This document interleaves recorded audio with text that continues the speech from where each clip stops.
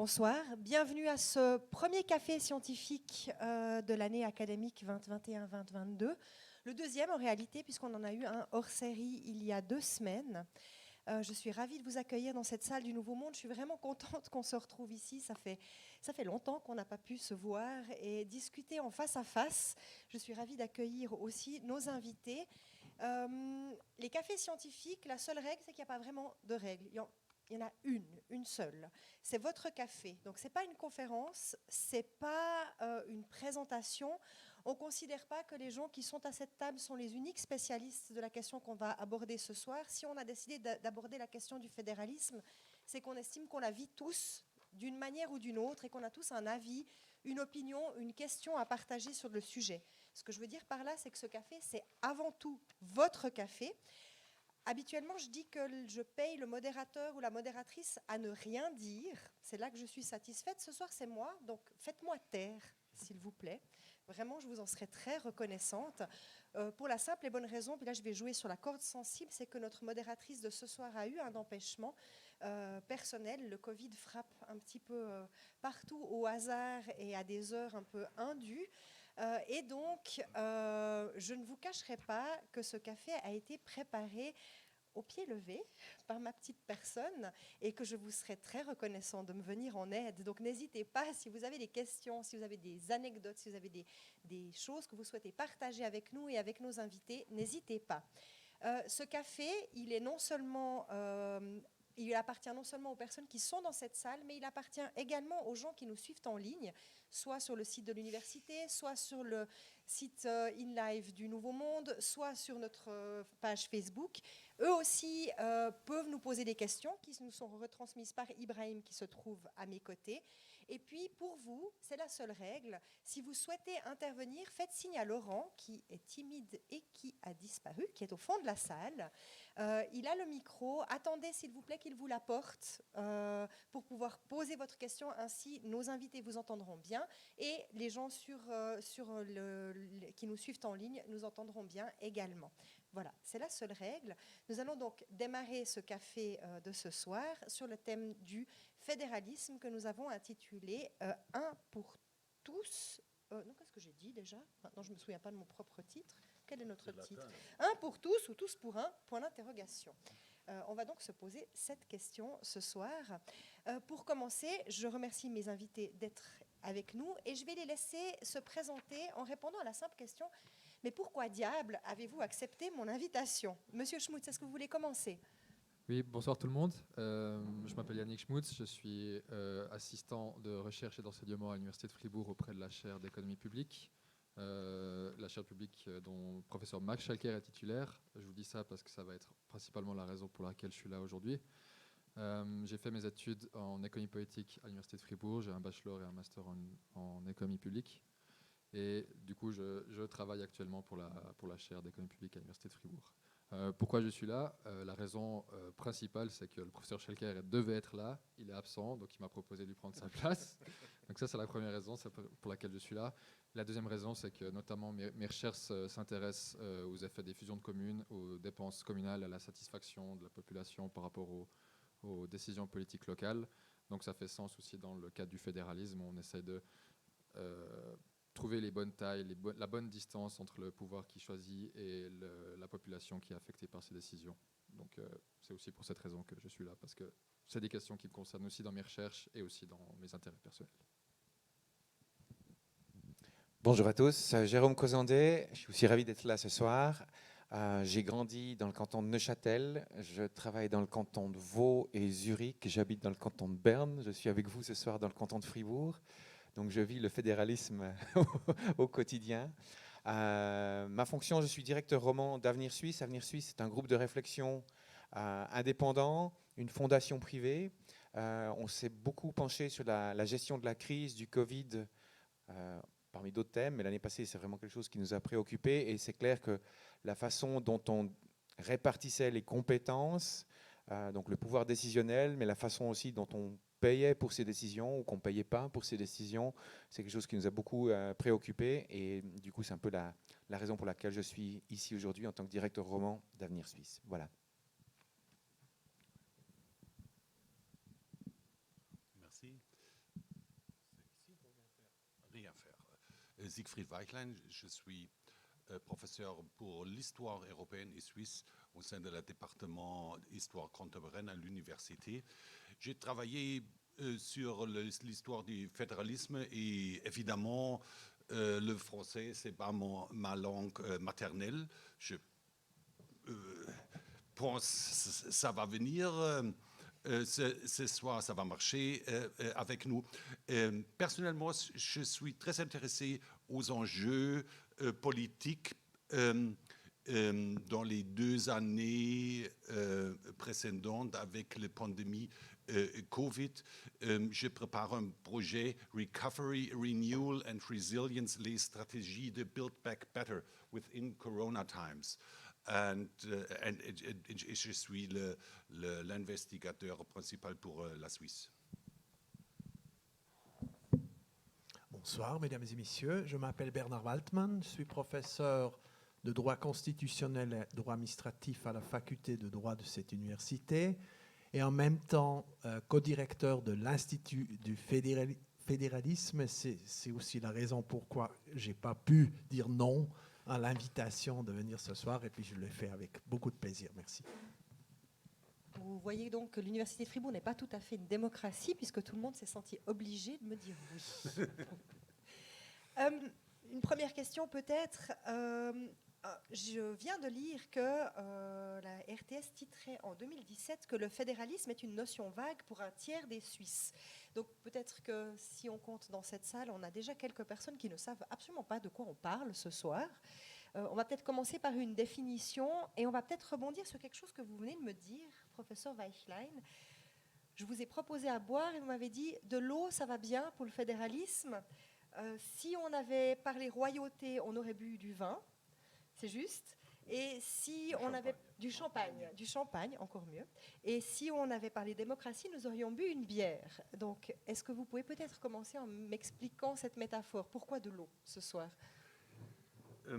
Le thématique du fédéralisme, c'est bas. Excusez-moi, reprenez le micro, surtout pour les gens qui nous écoutent en ligne. La thématique du fédéralisme, c'est pas un roller coaster, ou thématique attirant les gens et les étudiants et les chercheurs plus ou moins occupés par les juristes et les politologues et ça. Et comme historien, je suis parmi un petit groupe des chercheurs qui travaillent sur le fédéralisme. Le fédéralisme est un peu implique un régime peu dur, institutionnel, 19e siècle, même 18e siècle, pas au courant avec les événements de notre jour. Et d'autre côté, de mon avis, le fédéralisme est une manière d'adresser les conflits de nos jours sans l'usage de force, sans l'usage de seulement les majorités vers les minorités, seulement, sauf le centralisme et le dirigisme. C'est une manière de décider les choses qui est inclusif et pas exclusif. Et c'est la raison pour que je préfère l'eau comme poisson avec les fédéralistes et les poissons enthousiasmés comme Pierre et le champagne avec les autres systèmes. Qu'en dites-vous, professeur Waldman? Vous êtes aussi plutôt haut. Alors le fédéralisme, d'abord il faut savoir comment on écrit. La N77 qui m'a envoyé la N77 il y a des années, ils ont toujours dit fédéralisme au lieu de fédéralisme.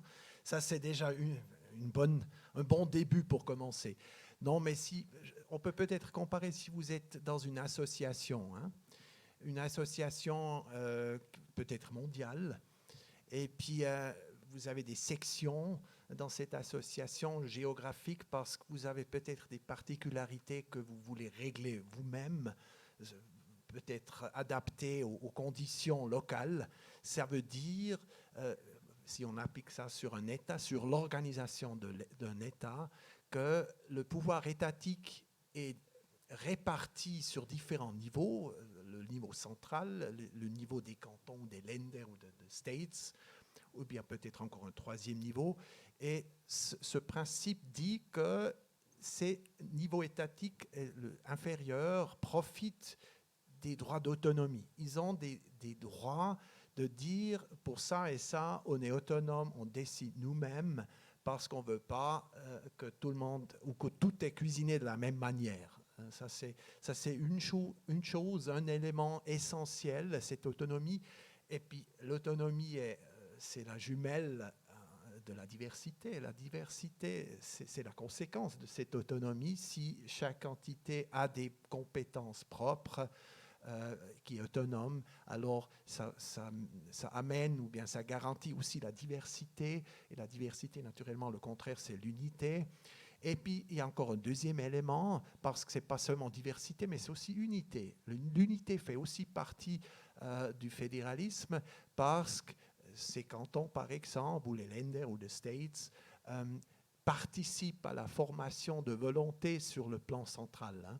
Ça veut dire ils sont ensemble solidaires pour le tout, pour la confédération, confederatio en latin. Alors ça, c'est ces deux éléments principaux. Si on applique le fédéralisme à l'organisation d'un État, c'est l'élément d'autonomie et l'élément de participation à la volonté politique sur le niveau fédéral. Naturellement, l'Union européenne est aussi un système fédéral. On peut discuter si c'est un État. Si c'est un État fédéral, à mon avis, ce n'est pas le cas. C'est une organisation supranationale avec des éléments fédéralistes aussi. Hein. Et puis l'ancienne confédération avant 1848, c'était aussi un système fédéral, une confédération. Voilà, ça c'est pour un premier mot sur cette notion assez compliquée. Merci. Monsieur Cozandet, vous aimeriez ajouter quelque chose à ces définitions ? Non, mais je pense que ce qui était important, ce que vous avez mentionné par rapport à cette idée d'autonomie, c'est pas juste décider, mais c'est aussi décider de se donner les moyens pour ces décisions-là. Donc toute la dimension fiscale, je pense que c'est quelque chose que nos voisins, par exemple, ne comprennent pas. Ils se disent, voilà, les Français voient très bien qu'on a des cantons, mais ils ne réalisent pas qu'aussi à l'échelon cantonal, le gros de l'impôt, le gros du moyen de se financer pour l'État est saisi au niveau cantonal. Donc on décide d'une part qu'est-ce qu'on veut faire et on se donne les moyens de le faire. Et c'est pas juste on décide et on fait ce qu'on veut et on envoie la facture à la Berne fédérale, mais on peut prendre des choix, mais on doit aussi assumer les conséquences qui vont avec ces choix. Puisqu'on parle fiscalité et argent, Yannick Schmutz, est-ce que vous aimeriez rajouter quelque chose à ce sujet ? J'aimerais aussi dire un mot justement sur ce que vient de dire M. Cozandet, notamment sur ce qu'on appelle l'équivalence fiscale. Il est important dans le fédéralisme que les tâches soient réparties clairement entre les différents échelons. Et il est aussi justement important qu'il y ait une unité entre ceux qui supportent les coûts et ceux qui en profitent. Et c'est justement un des principes qui est très important pour que le fédéralisme fonctionne correctement. C'est cette répartition claire, nette entre les différents échelons. Et comme l'a dit le premier intervenant, excusez-moi, j'ai oublié votre... Monsieur Weichlein et Monsieur Waldman, l'autonomie, c'est aussi très très important. C'est-à-dire qu'on ne va pas juste donner un mandat avec un objectif fixe, mais on donne une totale autonomie aux échelons inférieurs, aux cantons et aux communes pour certaines tâches qui font sens. Ça ne veut pas dire qu'il faut tout donner aux cantons, tout donner aux communes ou tout garder pour la confédération, mais il y a des bonnes raisons parfois pour que certaines tâches soient déléguées aux cantons et que certaines tâches encore après soient déléguées aux communes. Et je pense qu'on va en discuter plus tard. C'était aussi le cas pendant la pandémie où certaines tâches faisaient sens au niveau fédéral et que certaines tâches faisaient par contre plus sens au niveau cantonal. Donc autonomie, inclusivité, solidarité, jusqu'ici ça sonne plutôt très très bien. Je ne vois pas pourquoi il y aurait des accrochages. Cette discussion peut donc être lancée puisque maintenant on sait de quoi on parle.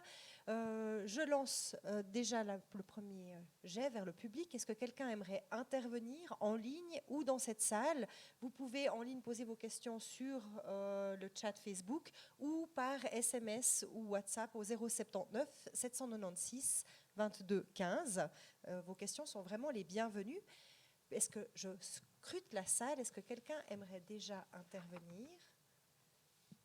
Pas encore. Laurent vous attend avec impatience. Puisqu'on a parlé de toutes ces qualités, j'ai lu aussi sur un site, au niveau définition, que finalement le fédéralisme, c'était vivre la diversité dans l'unité. Est-ce que c'est quelque chose qui fonctionne vraiment en Suisse? Est-ce que l'un de vous aurait quelque chose à dire sur cette façon de voir la chose?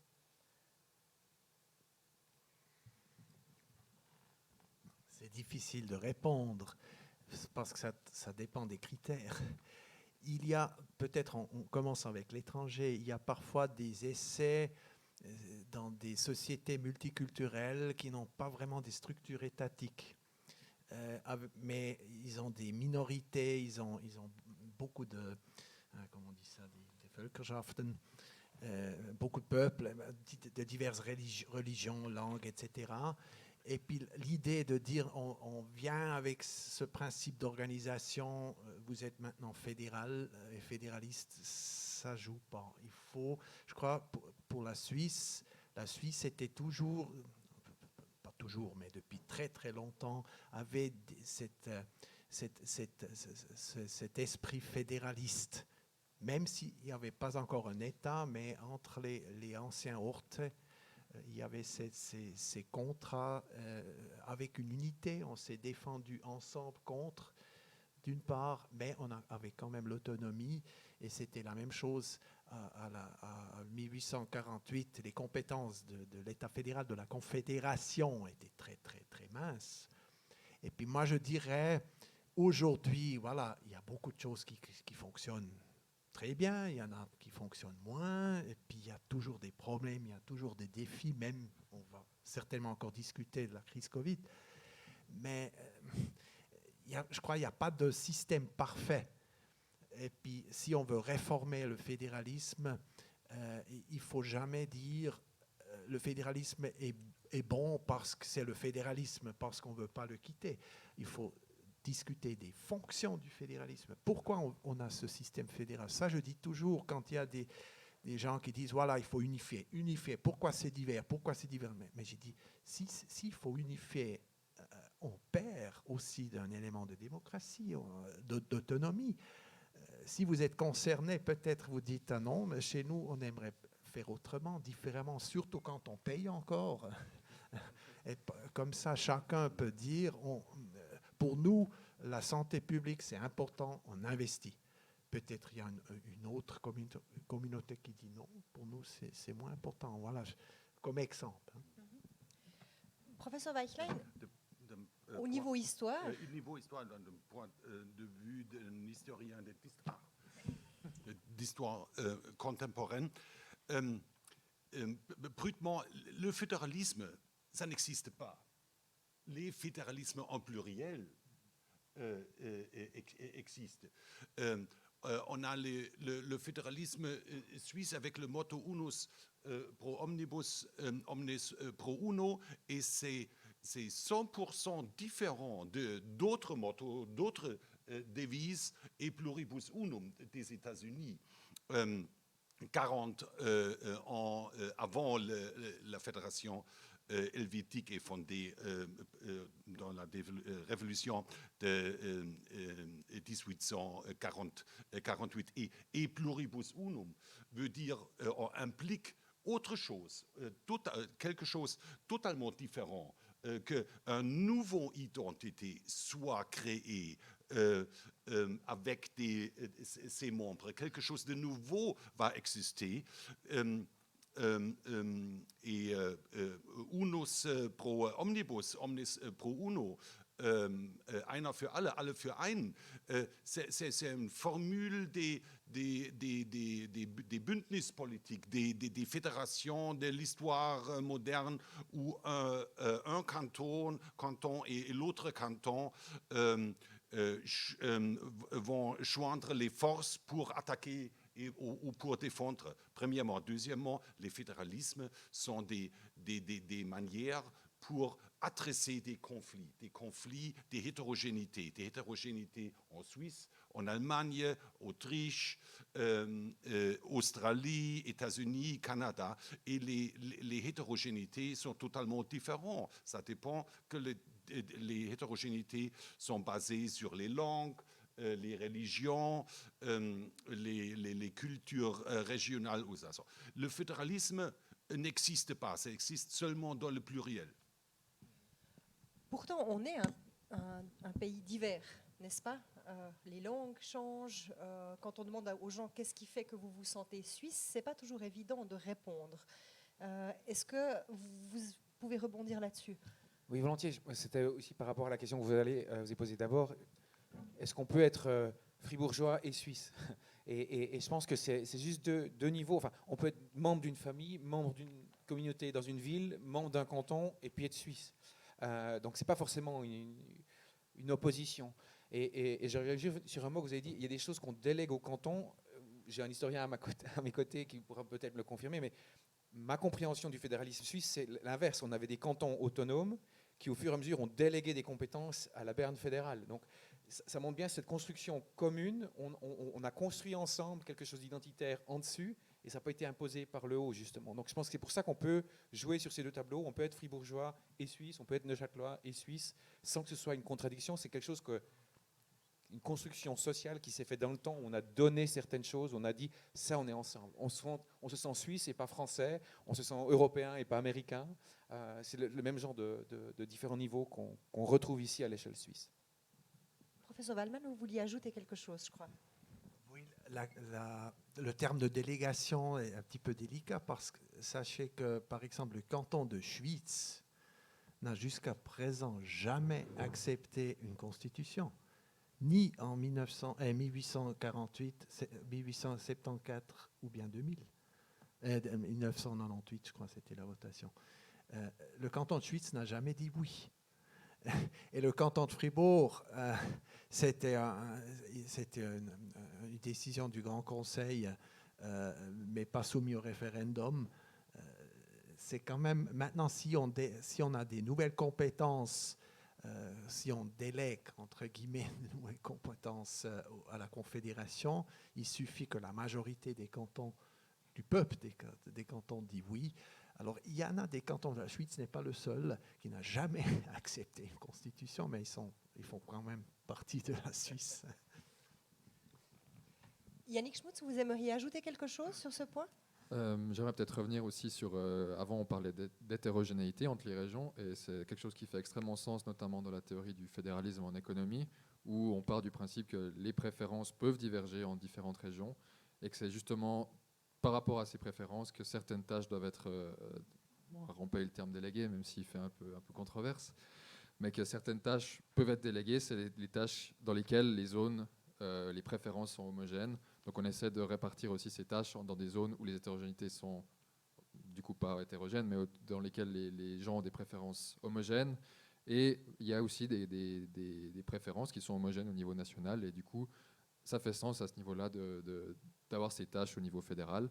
Et comme l'a très bien dit M. Cozandet, être fribourgeois ou avoir certaines tâches au niveau cantonal n'exclut pas l'échelon fédéral et vice-versa. Donc on peut très bien vivre en étant fribourgeois et dans la Confédération suisse, mais en n'étant pas non plus appenzellois, etc. Parce qu'il y a certaines différences dans les préférences, il y a des hétérogénéités, des contextes géographiques, aussi économiques qui sont différents.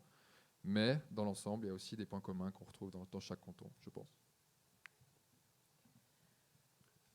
Est-ce que dans le public, quelqu'un voudrait poser une question? Oui, on a une question dans le public. Juste attendez le micro. Merci. J'ai deux questions, surtout une là.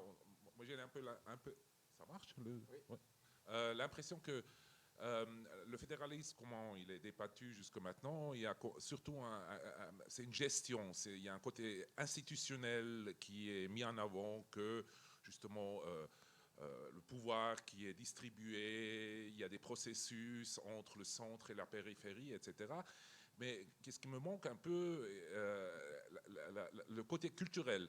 Alors, on le sait très bien qu'en Suisse, et surtout dans l'histoire suisse, le fédéralisme a été régulièrement culturalisé en disant justement les cantons, ils ont une identité spécifique, ils sont autrement que les autres, premièrement, et deuxièmement, en l'utilisant pour une politique plutôt conservateur. On sait beaucoup de votations depuis le 19e siècle. Il y avait des groupements, il y avait des initiatives qui, avec le drapeau du fédéralisme, étaient utilisés en disant on ne veut pas des changements, on ne veut pas la fiscalité, je pense que c'est le meilleur exemple en Suisse, qu'il y a quand même cette énorme disproportionnalité aussi sur l'échelle globale, avec certains cantons qui font une fiscalité qui est pas acceptable avec les nouveaux discours qui sont en train de se faire. Et je me demande à quel point ce terme de fédéralisme et cette notion de fédéralisme est plutôt utilisé aussi comme un rebond identitaire pour justement avoir une politique d'opposition à certains développements de progrès social, économique, etc. C'est ma première question. Et la deuxième question, bon, je pense vous allez l'aborder encore plus profondément, c'est bien sûr dans les temps de crise. Et je pense, on l'a très bien vu ces derniers 16 mois, que les faiblesses du fédéralisme,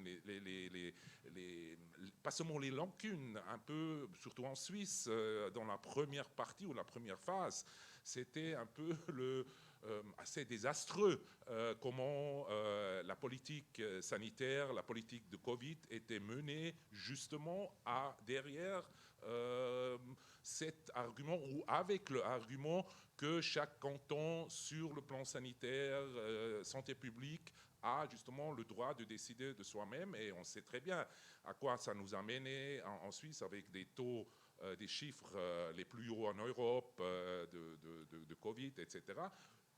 Pas seulement, c'est pas la seule raison, mais je pense que c'était une raison principale pourquoi la Suisse a connu une pandémie de ce style-là.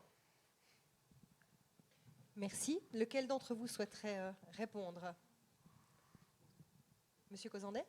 Bon, il y avait deux questions, hein, mais je ferai attention quand vous dites il y a le progrès social et vous sous-entendez c'était les grands cantons qui seront les bons, qui amènent le progrès, et puis les cantons qui sont peut-être plus conservateurs sont contre le progrès. Enfin, il y a une connotation négative dans la phrase que vous faisiez là. Je pense que justement le fédéralisme permet justement de tenir les minorités. Les grands cantons ou les grandes villes qui ont de toute façon un pouvoir d'attrait pour la fiscalité, par exemple, où Berne, Zurich, Genève peuvent se permettre d'avoir des impôts très hauts parce que c'est des moteurs, c'est des locomotives économiques qui attirent de toute façon.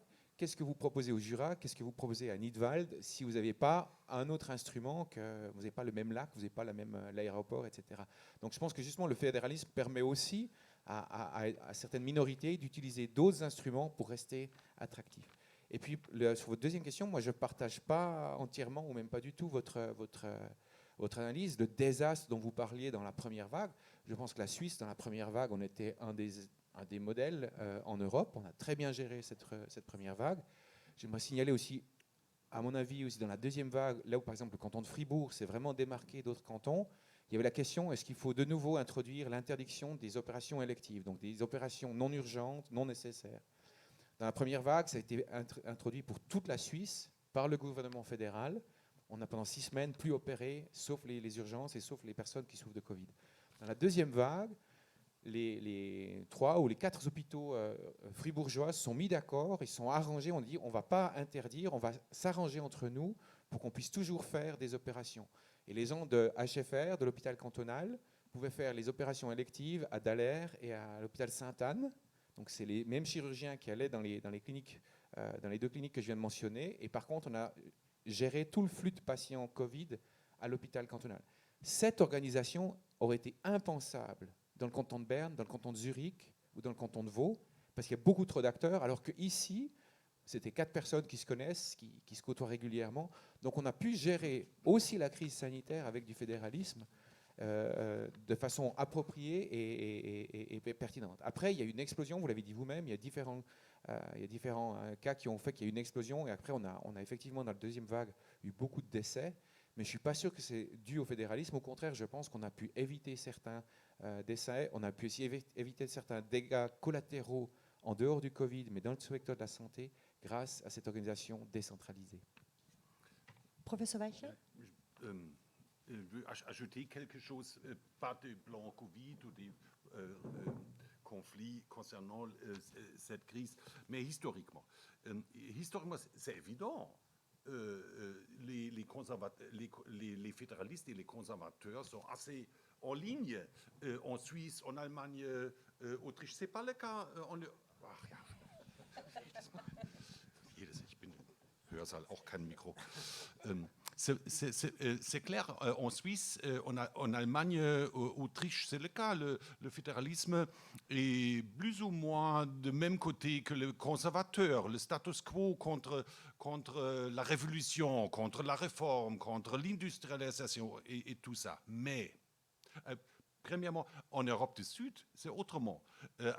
Après PIP Margal en Espagne ou Catania en Italie, le régionalisme, le fédéralisme a une atmosphère, une ère gauchiste en Italie et sûrement en Espagne avec les traditions syndicalistes. Deuxièmement, cette ère conservateur fait du sens aussi aujourd'hui parce que ce fédéralisme de status quo s'était développé de sens de séparation des pouvoirs, un Teil der Gewaltenteilung geworden. Le fédéralisme, c'est pas seulement la différence entre le Bund et les cantons ou federal level and the states, c'est logique derrière ça. C'est la séparation des pouvoirs. Et oui, je veux opposer, je veux le status quo des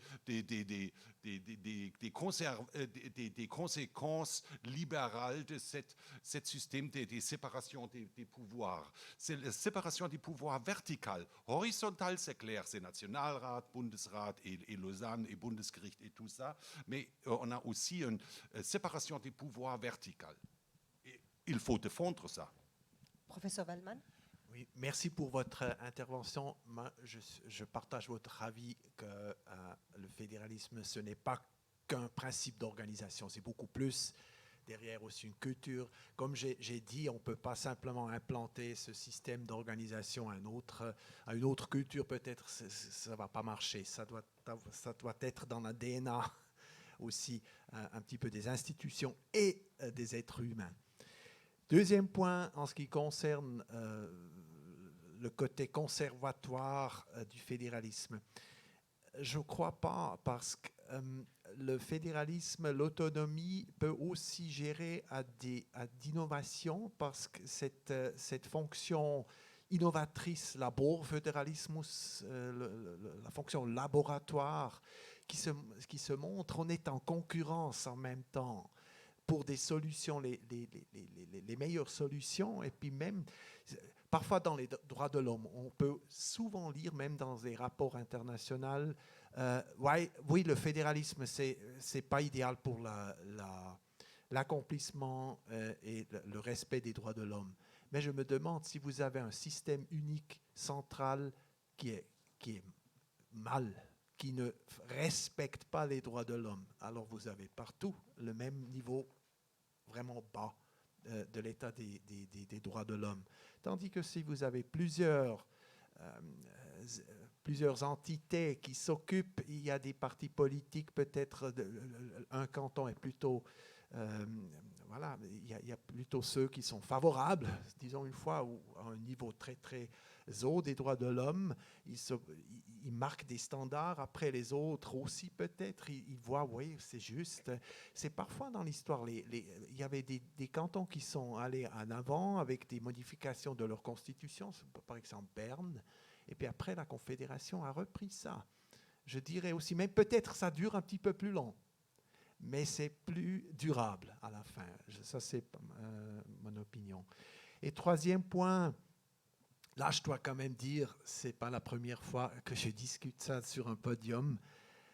Covid a montré les lacunes du fédéralisme, ou bien la faiblesse du système. Deux remarques là-dessus. Ce qui est frappant, c'est en France, on a discuté effectivement le contraire. Parce que là, où, dans la première vague, il y avait des articles, il y avait des professeurs qui ont dit, voilà, il faut décentraliser, sinon on ne va pas manager cette crise. Chez nous, il faut quand même dire qu'on a des lois. On a la loi fédérale sur la lutte contre les maladies transmissibles, la loi sur les épidémies, qui a, pour cette situation de pandémie, qui prévoit une centralisation du pouvoir. Il donne au Conseil fédéral, donc à la Confédération, le pouvoir de prendre des mesures, d'unifier, etc. Ce qui fait sens. Si on a une pandémie, il faut centraliser, ça c'est clair. Après, c'est la question encore, combien d'autonomie on laisse, ça c'est peut-être à discuter plus tard, mais je ne crois pas qu'on peut dire la crise Covid a montré que le système ne fonctionne pas. Non, il était peut-être mal appliqué. Ça, c'est peut-être vrai. Peut-être il y a encore des lacunes dans l'organisation, mais ce qu'on peut dire quand même, c'est qu'on avait un cadre où le Conseil fédéral, les cantons, d'abord il y avait un petit peu de difficulté, aussi des malentendus, si les pistes sont ouvertes ou fermées maintenant. Je me souviens de cette discussion, une partie de la Suisse, on a pu aller skier le 14 mars et dans l'autre pas. Mais voilà, ça c'était des difficultés du début, mais j'ai l'impression, avec le temps, ça s'est quand même un petit peu amélioré. Mais peut-être on y reviendra encore. Je crois qu'on a une question dans la salle. Merci beaucoup, Mathieu Fazel. J'ai une question et une réaction, parce qu'en fait, j'ai tout à fait entendu effectivement que le fédéralisme pouvait être un moteur d'innovation, mais c'est vrai qu'en fait, la question que je vais vous poser, c'est quelle limite on met quand ça va trop loin? Parce que l'aspect sur lequel on n'a pas trop, qui fait écho à votre question, en fait, c'est est-ce que parfois le fédéralisme, c'est quand même pas un frein social? Moi, je pense surtout l'exemple au droit de vote des femmes. La Suisse, elle a octroyé le droit de vote des femmes en 1971 au niveau fédéral, et puis ensuite au niveau cantonal, on a Appenzell qui jusqu'en 1991 ou 93 refusait d'accorder le droit de vote des femmes au niveau cantonal. Et il a fallu que ce soit une décision du tribunal fédéral qui contraigne en fait Appenzell à donner ce droit de vote. Donc du coup, est-ce qu'il n'y a pas des situations sociales en fait où comment est-ce qu'on met la limite pour déterminer quand est-ce que ça va trop loin dans une situation sociale? Et l'autre point, c'était en fait avec l'exemple que vous venez de donner, M. Waldman, il me semble, par rapport aux droits humains. Est-ce que vraiment les droits humains, leur propre, c'est justement d'être universels et d'être une garantie qui s'applique à tous? Est-ce qu'il n'y a pas un peu un souci à ce que chacun l'interprète à sa manière, en fait? Que chaque canton ait l'autonomie de dire qu'ils vont interpréter les droits humains comme ils le veulent, alors que précisément ce qui les caractérise, c'est leur caractère universel et qui s'applique à tous de la même manière. C'est un peu mes deux questions-réactions. Monsieur Schmutz? Alors, ouais, c'est peut-être en lien aussi avec la question tout à l'heure. Je ne vois pas en quoi c'est la structure de l'État et le gouvernement qui va définir ça, parce qu'on observe aussi très très bien des gouvernements qui sont très très centralisés. Eux, il n'y a pas de progrès social non plus. Et à l'inverse, il y a des pays qui sont décentralisés où on observe du progrès social. Donc, je ne sais pas dans quelle mesure c'est la structure du gouvernement qui va limiter le progrès ou pas, parce que s'il y a un consensus, le progrès peut aussi avoir lieu. Et comme on l'a dit avant, il suffit aussi d'une majorité des cantons et de la population pour que ça passe, alors que certains cantons peuvent refuser et ensuite ils peuvent être imposés justement par décret fédéral, comme vous l'avez dit tout à l'heure. Je n'ai pas eu le temps de revenir avant sur les deux questions, donc peut-être je me permets de revenir aussi sur ce qui a été dit avant. Et comme M. Causandet, je ne suis pas du même avec vous et je pense que ce qui a été démontré dans cette crise, c'est qu'on n'a pas assez fait confiance au fédéralisme, à mon avis. On a souvent reproché la lenteur des prises de décision, alors que dans la première vague, même avant que le Conseil fédéral arrive à prendre des décisions, le Tessin était déjà fortement touché par l'incidence, par les taux d'infection. Ils avaient déjà pris des décisions avant même que le Conseil fédéral arrive. Et s'ils avaient attendu, si on avait voulu uniformiser ces mesures, elles seraient arrivées probablement trop tard au Tessin. On aurait eu une catastrophe comme on a eu aussi dans le nord de l'Italie. À l'inverse, certains cantons dans la première vague n'ont quasiment pas été touchés. Je pense au canton d'Appenzell, par exemple. Et à eux, on leur a imposé des mesures justement très très strictes, alors qu'elles ne faisaient pas forcément sens, parce que les taux d'incidence étaient vraiment disparates entre les cantons. Il y a un autre point qui a souvent été reproché au fédéralisme, c'est justement d'avoir une cacophonie, qu'on n'arrive pas à savoir qui fait quoi. Et pour moi, encore une fois, ce n'est pas un problème du fédéralisme, mais plutôt ça souligne un problème de politique des médias, parce que les cantons n'arrivent plus à communiquer à leur population, et c'est une faiblesse qui est très importante. Mais pour moi, ce n'est pas une cause à cause du fédéralisme qu'il y a cette cacophonie ou que les informations ne peuvent pas être transmises à la population. Dernier point, on a parlé juste avant de la possibilité d'aller skier dans les cantons alors que peut-être le nôtre était fermé pour des causes de taux d'incidence trop élevés. En accordant l'autonomie de la prise de décision au canton, les décideurs politiques savent très bien ce qui va se passer. Ils peuvent anticiper ces flux de mouvements, cette arrivée de personnes qui vont venir skier. Et c'est aussi à eux, justement, peut-être d'anticiper. Et je pense que ces externalités peuvent être internalisées par les décideurs politiques. Et ça n'empêche pas de prendre des décisions aussi, comme on l'a dit avant. Les cantons peuvent aussi collaborer entre eux. Si les taux d'incidence sont homogènes sur une plus grande région, comme on l'a eu aussi je crois que c'est dans la deuxième vague, ou je sais même plus à combienième vague on est, les cantons romans se sont mis d'accord et ont pris des mesures en commun parce que la pandémie a affecté la même chose les cantons romans. Donc pour moi, au contraire, il y a beaucoup d'avantages, je pense, à favoriser le fédéralisme dans ce genre de situation. Déjà parce que si on prend une mesure uniforme au niveau de toute la Confédération et que c'est une mauvaise, c'est pas exclu, c'est pas parce que c'est le Conseil fédéral qui prend une décision que la décision est bonne et efficace. On va imposer cette décision à tout le monde et si elle est mauvaise, les conséquences sont dramatiques parce qu'elle va impacter tous les différents cantons. À l'inverse, en répartissant les décisions, on va avoir une dilution du risque, on va avoir des décisions qui peuvent être bonnes et mauvaises, mais à plus petite échelle. Et ça va nous permettre de comparer justement ces approches, de regarder quelles approches fonctionnent. Comme on a parlé avant aussi du laboratoire, qui est un excellent outil aussi pour la science. On peut comparer différents cantons et voir quelles mesures fonctionnent, quelles mesures arrivent à freiner l'avancée des cas. Et pour moi, c'est un immense avantage. Le dernier avantage que je vois ici, c'est que les décisions locales peuvent mieux justement prendre en compte ces divergences qu'il y a localement. Comme on l'a dit, la densité rentre en compte dans les taux d'infection. Les taux d'infection étaient différents aussi de base. Et donc les mesures qui doivent être imposées sont aussi plus efficaces selon la situation, etc. Dernier point, je pense que le fédéralisme rentre très très bien en jeu là-dedans, dans la répartition des tâches. Parce qu'il y a des tâches qui affectent le pays dans son ensemble et dans laquelle les économies d'échelle font beaucoup de sens. Je pense notamment à l'achat de vaccins, par exemple, la négociation pour acheter les vaccins. Il y a d'énormes économies d'échelle qui peuvent être faites. Pareil pour l'application, par exemple, pour le QR code qu'on a tous dû montrer en entrant ici. Il faut une uniformisation, parce que ça fait sens, parce que c'est utile de la même manière à tout le monde. Par contre, il y a d'autres mesures, par exemple la fermeture de bars, de certaines industries, où les économies d'échelle ne rentrent pas forcément en compte. Fermer des bars en Appenzell alors qu'il n'y a pas de cas parce qu'il y a des cas à Genève ou au Tessin, ça ne fait pas forcément sens, en tout cas du point de vue économique. Vous vouliez ajouter quelque chose, M. Weinstein? Pour comprendre les enjeux entre fédéralisme et unitarisme pendant les pandémies Covid, pas seulement en Suisse, ça sera utile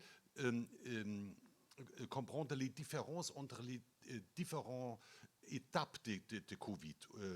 Ça n'existe pas la crise Covid. Ce qui existe, c'est lockdown, les différents lockdowns et la période de vaccination. Et évidemment, l'économie politique du début des lockdowns, d'offrir les lockdowns, c'est différent que finir les lockdowns. On doit ouvrir les lockdowns seulement en collectif, mais rentrer des lockdowns, on peut faire des différences entre les différents cantons. Même chose, ce n'est pas le même cas avec la vaccination. Avec la vaccination, l'unitarisme a des meilleurs arguments, des points forts, je pense. Il faut distinguer entre l'économie politique des différents lockdowns, et début et fin, et la vaccination. Monsieur Cosandet? Moi, j'aimerais revenir sur ce point, je pense que c'est important, et vous l'avez mentionné aussi, Monsieur Waldman, avec la loi sur les épidémies, qui prévoit clairement des transferts de pouvoir dans certaines situations. Et je pense qu'il faut faire attention, est-ce qu'on parle d'une critique du fédéralisme ou est-ce qu'on fait une critique de la loi sur les épidémies et sur son application. Je pense que le principe avec les 3 niveaux de sévérité qu'on avait, on peut se poser la question si c'était bien ou pas. On est peut-être redescendu au 2e niveau trop tôt, ou on a hésité trop longtemps à y retourner. Donc ce n'est pas forcément une question du fédéralisme en soi, mais c'est comment est-ce qu'on applique cette loi d'épidémie. Moi, j'ai parlé avec différentes personnes qui avaient contribué à l'élaboration de cette loi. Dans leur esprit, c'était la grippe aviaire, la grippe SARS d'Asie qu'on avait, c'est quelque chose de très court, 6 semaines, et après c'est fini. Et c'était ça un peu l'image qui guidait nos décideurs politiques. Et on a prévu toute cette loi avec cette optique-là que voilà, c'est un gros orage qui passe, il faut d'un coup resserrer les rangs, et puis après 6 semaines, c'est réglé. Et on est parti dans quelque chose qui, voilà, ça fait 18 mois qu'on traverse cette crise. Et du coup, cette loi sur l'épidémie, elle doit peut-être être ajustée. Il faudra faire un post-mortem, prendre un petit peu de recul et réfléchir justement où il faut changer la loi et puis peut-être l'application. Un exemple tout simple, certains cantons avaient leur conférence de presse, on parlait de la communication, vous aviez la conférence de presse du mardi du canton, le mercredi le conseil fédéral arrivait, annonçait l'inverse, il fallait corriger derrière. Il a fallu une certaine routine que les cantons apprennent. Ben voilà, nous on communiquera le jour après, parce qu'on a encore 24 heures pour réfléchir en quelle mesure ça change nos plans, dans quelle mesure on doit nous s'ajuster au niveau local pour mettre en place certaines décisions qui ont été définies à un plan plus global dans un cadre fédéral. Donc je pense que c'est vraiment important de distinguer ces 2 choses. Ce n'est pas forcément une critique du fédéralisme, mais c'est peut-être plus une critique de la mise en œuvre de la loi sur les épidémies. Est-ce que quelqu'un dans le public aimerait rebondir? Ah, Ibrahim. Là, je prends le rôle du public et pas le modérateur. On a beaucoup parlé de nos amis appenzellois et ça me fait penser à une question sur le poids qu'ont les cantons. Dernièrement, il y avait une votation où la majorité des cantons, une votation n'est pas passée.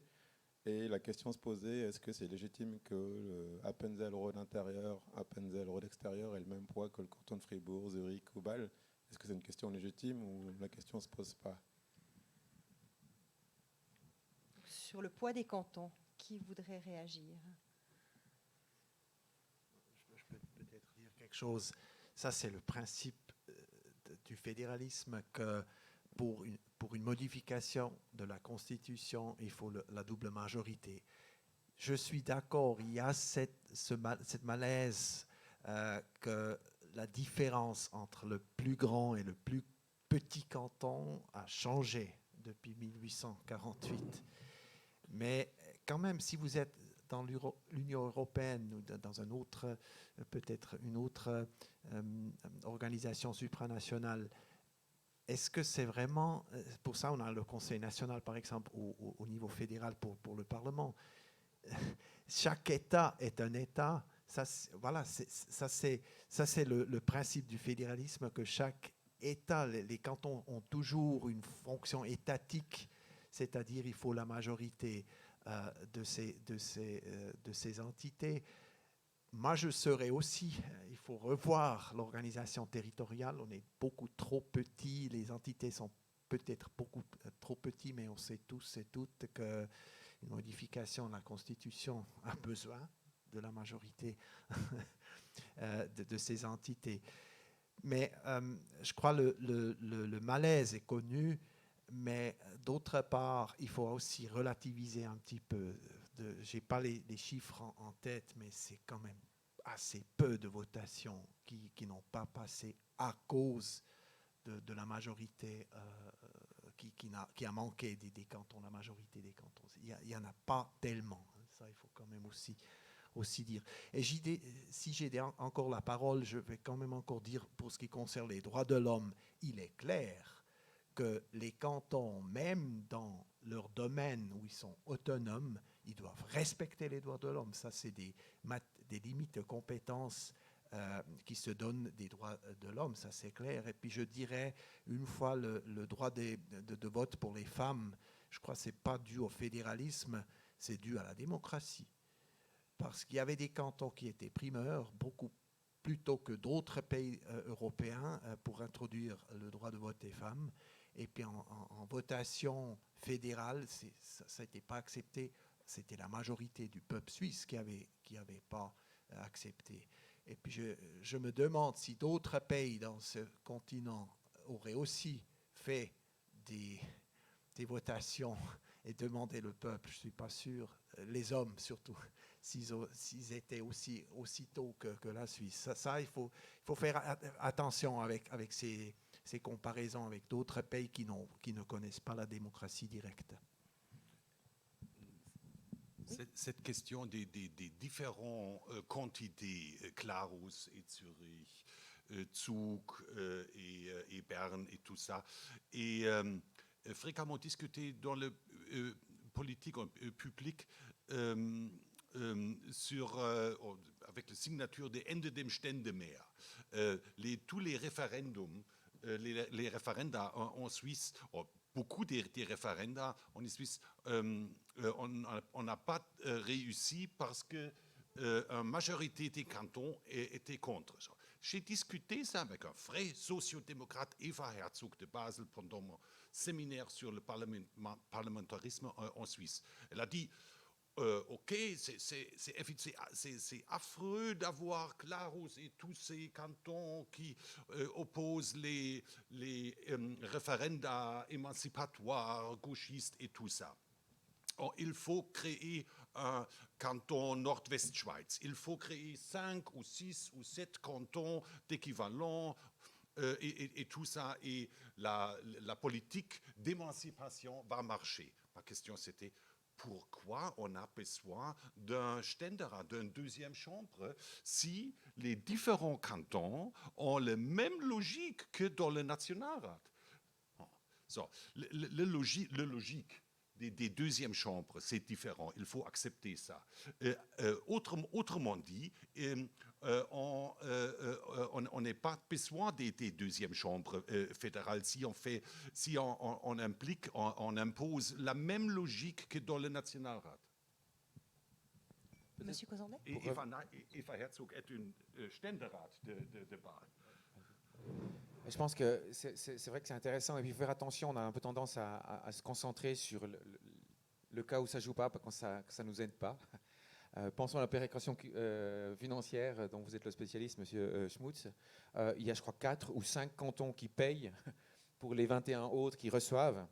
Et pour changer cette règle de répartition, il faut une majorité des cantons. Donc ces 5-là, ils sont condamnés à toujours payer. Et les autres, Fribourg, Berne, les cantons qui sont ici représentés, on profite des autres. Donc il y a aussi des fois, et clairement aussi pour soutenir peut-être certaines politiques plus gauchistes, plus généreuses. Donc c'est à géométrie variable et c'est pas juste dans les référendums, mais juste dans les initiatives populaires qu'il y a cet équilibre qui se passe. Il y a d'autres cas, on parle toujours de l'Alpenopep, les redevances qu'on paye aux cantons qui ont des barrages, donc qui viennent des pays de plaine, des cantons de plaine, pour les cantons alpins. Donc il y a pas mal de ces structures. On parlait de concentration du pouvoir, de séparation du pouvoir. Elles se retrouvent à plein de niveaux, pas uniquement, je dirais, le long des frontières cantonales, mais il y a toutes ces géométries variables qui font aussi partie du fédéralisme suisse. Pas grand-chose à rajouter, je pense qu'on a fait joliment le tour de la question, mais effectivement, d'avoir cette double majorité, ça permet aussi de donner un poids dans la discussion aux cantons qui sont plus petits et de ne pas donner tout le pouvoir aux villes. On a déjà parlé avant de l'attrait fiscal des villes, l'attrait juste aussi d'une grande ville comme Genève par rapport à des petites régions de Suisse. Et ça donne aussi un peu de pouvoir et ça fait qu'on peut aussi les entendre et ils ont place dans la discussion. Et je pense que ça fait partie aussi du fédéralisme d'avoir ce consensus et qu'on écoute aussi les plus petites minorités, que ce soit par rapport à un canton ou par rapport à d'autres minorités. Peut-être encore un complément. Même dans les pays non fédéralistes, il y a presque toujours l'exigence d'une majorité qualifiée pour modifier une constitution. C'est la même chose que chez nous, l'élément qualificatif, c'est cette double majorité. Et si vous regardez les cas où des initiatives ont été rejetées à cause du Ständemeer qui n'était pas rempli, c'était quand même, du point de vue de la population, si on compare, ça n'a jamais atteint ou rarement atteint une majorité quantitative c'est aussi les propositions des politologues qui vont dans ce sens. Il faudrait peut-être essayer de modifier, voilà, avec une majorité qualifiée de 60% par exemple, même pas 2/3, mais 60 ou 58-60, et une majorité relative, etc., une combinaison entre Ständemehr et puis majorité du peuple. Il y a des solutions en discussion. Moi, je vois théoriquement le malaise, mais je crois que ce qui est aussi important dans une démocratie fédéraliste, c'est qu'il n'y a pas toujours les mêmes qui perdent. La majorisation, sinon, il y a des 3-4 villes les plus importantes en Suisse, et l'agglomération qui dicte tout. Pour toute la Suisse. Je crois que ce qui est important de garder d'avoir un système qui garantit un équilibre, plus ou moins, que ce n'est pas systématiquement toujours les mêmes qui perdent une votation. Je crois que c'est ça. Une fois que ça commence, et puis une fois qu'on voit que c'est plus garanti, je crois, là, après le Leidensdruck va augmenter, puis après, beaucoup de gens vont être prêts de changer le système. Je crois pour les initiatives, si on pense au week-end passé, si les initiatives, disons une fois gauchistes, n'arrivent pas à convaincre aussi une partie là, du milieu politique au milieu, il n'y a pas de chance. Mais pour l'UDC, c'est la même chose. Si on n'arrive pas à convaincre une partie du milieu bourgeois, ils n'ont aucune chance. Je crois que c'est ce critère d'éviter la majorisation structurelle. Je crois que c'est ça qui est important. Et dès que c'est vraiment la règle que les petits dictent toujours ou épriment les autres, je crois là, on va trouver des majorités pour changer. Mais aussi longtemps que ce n'est pas le cas, ça va probablement rester. Merci. Ah, il y a une autre question dans la salle. Oui, merci beaucoup d'avoir dit que le fédéralisme, c'était d'abord défendre des identités différentes et donc des minorités, parce que ça a peut-être été mal compris dans certaines votations, et je vous remercie de l'avoir finalement tous dit, je l'attendais un peu. Il y a une deuxième critique qu'on fait très souvent au fédéralisme aujourd'hui et qui est très à la mode, à part certaines personnes qui voudraient changer le principe des deux chambres, c'est aussi la critique qui considère que le fédéralisme manque d'efficacité et que la centralisation permet de rendre énormément d'efficacité dans les démarches administratives, etc. Est-ce que vous seriez d'accord de démonter cet argument ou de le démontrer si vous avez la persuasion que c'est quelque chose de logique? Moi, je pense que pour le dernier point que vous venez de mentionner, il faut faire la différence entre efficacité et puis efficience. D'avoir une seule décision pour 26 cantons, c'est très efficient. On définit une loi et c'est fait. Est-ce qu'elle est efficace? Est-ce qu'on va atteindre l'objectif? Je ne pense pas. On a tous profité pendant la crise Covid de la télémédecine. Ce n'était pas possible il y a quelques, je sais pas, 20 ans en arrière. C'est au canton de Bâle, campagne, que ça a commencé. On a trouvé un passus dans la loi qui permettait d'ouvrir un cabinet sans être dans le canton. Ça paraît idiot, hein, mais il fallait, pour ouvrir un cabinet médical, il fallait être dans le canton. Et si vous faites de la télémédecine et que vous êtes sur plusieurs cantons, ça ne va pas parce que le cabinet est là où il y a le téléphone. Et aujourd'hui, avec ça, avec cette solution-là, si on avait seulement la solution suisse, enfin centralisée, je ne suis pas sûr qu'on aurait pu permettre à Medgate, Telmed et autres de s'implanter, et on aurait souffert maintenant dans la crise. La même chose quand on pense aux campagnes de vaccination. Vous vous rappelez peut-être, au début de l'année, c'est pas si vieux, il y avait ce ranking, c'était Neuchâtel qui était le dernier, après c'était le canton de Berne, après ça a poussé chaque canton à sortir, je ne vais pas faire la phrase ici parce qu'elle n'est pas très correcte sur ce podium, mais ça a forcé les cantons à vraiment se démener à être toujours en avant de permettre une vaccination plus rapide. Et là, si c'était qu'une solution, on aurait été effectivement très efficient, mais pas forcément efficace, on aurait pris notre temps, et on n'aurait pas eu ce laboratoire des idées, cette concurrence au sein des cantons. Donc je pense qu'effectivement, on a des frictions. Je disais ce matin à un entretien qu'on avait à la radio, moi j'ai vécu à Bombay, avec une ville avec 18 millions d'habitants. Effectivement, il n'y a qu'une commune, mais est-ce que c'est plus efficace? Est-ce que notre système, avec ses différences, avec cette stabilité aussi dans l'exécution. C'est pas, on n'a pas cette logique de majorité. Et pendant 5 ans, on fait un programme et puis les 5 ans d'après, on va le démonter. Ça permet justement d'avoir cette efficacité, cette stabilité. Et à la fin du compte, après 20 ans, je pense qu'on est effectivement plus efficace et peut-être même plus efficient sur le long terme. Pour rebondir sur ce qui a été dit, parler de concurrence, c'est du pain béni pour un économiste, vous pensez bien. Effectivement, on a pu voir, on a vu aussi dans la crise justement que cette concurrence, elle peut aussi être politique d'ailleurs, parce qu'on voit qu'on peut observer qui prend les décisions et après on peut savoir si nos élus, à qui on fait confiance, prend les bonnes décisions ou pas. Et on a un instrument démocratique qui permet aussi de punir les élus qui vont faire des décisions catastrophiques aux prochaines élections.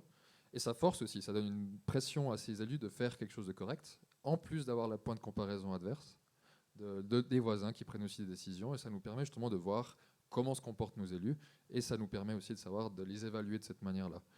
Pour revenir sur l'efficacité ou l'efficience du fédéralisme, il y a pas mal d'études, en tout cas en économie, qui montrent que les États fédéraux n'ont pas forcément un État qui est plus grand, même en additionnant les différents échelons, que des États qui sont centralisés, par exemple comme la France. Bien sûr, mesurer le gouvernement par sa taille, par ses dépenses, ça ne veut rien dire sans ce qui est donné après, comment le service public est octroyé.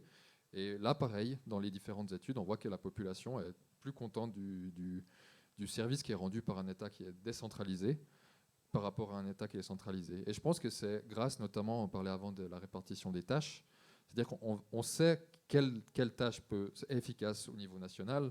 Par exemple, on discutait de la politique monétaire, par exemple, ça fait aucun sens d'avoir ça à un niveau cantonal, alors que, par exemple, ça fait beaucoup de sens au niveau fédéral. Et par contre, il y a plein d'autres petites tâches, d'autres petites choses à décider, des compétences à avoir, qui font beaucoup de sens et qui sont très efficaces dans des lieux spécifiques. Je parle notamment des écoles primaires, de l'entretien des routes, de l'entretien du service des eaux, etc. Où là, ce serait par exemple pas du tout efficace d'avoir tout à Berne, et ces personnes-là devraient après aller se renseigner sur la situation des routes de campagne en Valais ou je ne sais pas où.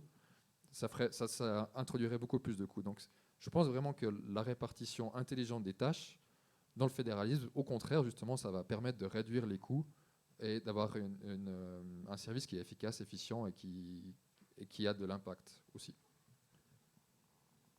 Peut-être pas seulement sur le plan économique, efficacité, efficience.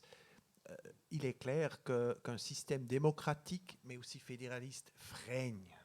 Il faut consulter, il y a des consultations, après il faut demander au canton, pas seulement au canton aussi, pour les consultations, les associations, etc. Il y a 2 chambres, après il y a encore peut-être un référendum, ça c'est plutôt la démocratie. Ça freine le processus. Mais ça peut aussi renforcer l'acceptation des mesures qui ont été décidées. Peut-être on se trompe une fois aussi si on est trop vite. Et pour moi, la France est un bon exemple.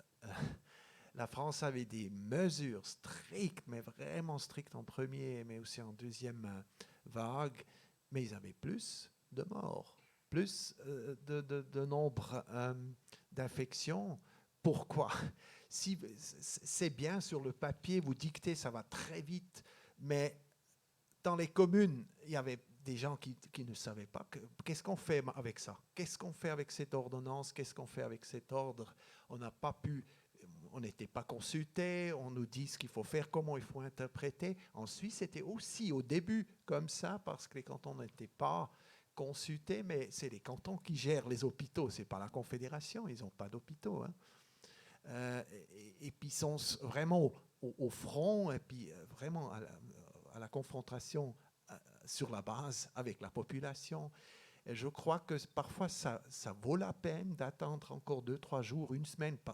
Il est clair, en crise de pandémie, on ne peut pas utiliser les délais qui sont d'habitude prévus pour des consultations. Il faut aller plus vite, il faut s'organiser, voilà, il faut avoir des organisations de crise, ça c'est clair, mais il faut consulter, il faut discuter ensemble pour trouver les meilleures solutions qui tiennent aussi, parce qu'une pandémie, vous ne pouvez pas ordonner ou ou bien combattre une pandémie sur le papier, vous devez en principe essayer de persuader, de convaincre les gens, voilà, de faire attention. C'est tout simple. Et si vous n'arrivez pas à chercher l'acceptation des mesures que vous ordonnez chez les habitantes et les habitants, ça ne va pas fonctionner. Et je crois le système fédéraliste, mais aussi les démocraties, qui est peut-être un petit peu restreinte dans une pandémie, parce que c'est l'exécutif qui a beaucoup de pouvoir. C'est une garantie pour que ça tourne mieux qu'un système central qui est loin et puis qui ordonne quelque chose, et puis à la base, il y a des personnes qui ne savent pas. Qu'est-ce qu'on fait maintenant avec ça? Ou bien encore pire, on attend ce qui vient de Paris. On attend, on ne peut pas décider, on n'a pas de compétences, alors on attend. Une intervention dans la salle, je crois. Merci. Je voulais juste revenir sur deux éléments. Déjà peut-être sur la double majorité. Donc c'est vrai que vous avez évoqué le fait qu'elle est notamment en place pour défendre certains cantons ruraux avec des faibles populations pour éviter de se faire imposer par des grands centres urbains.